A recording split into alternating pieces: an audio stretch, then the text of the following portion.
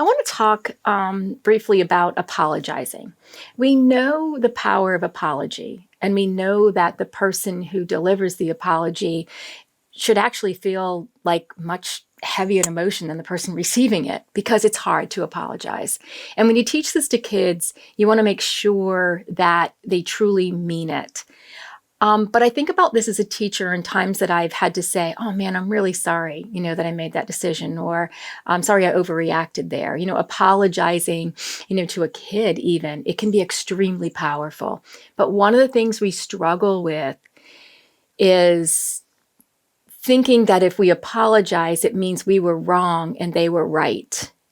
And this in itself is a power struggle.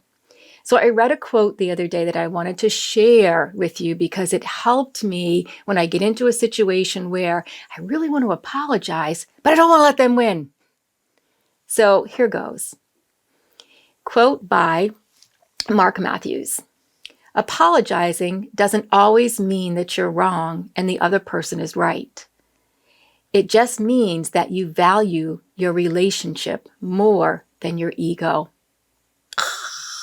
Strong quote, but it made me think about it. And I said, sometimes we got to think about that.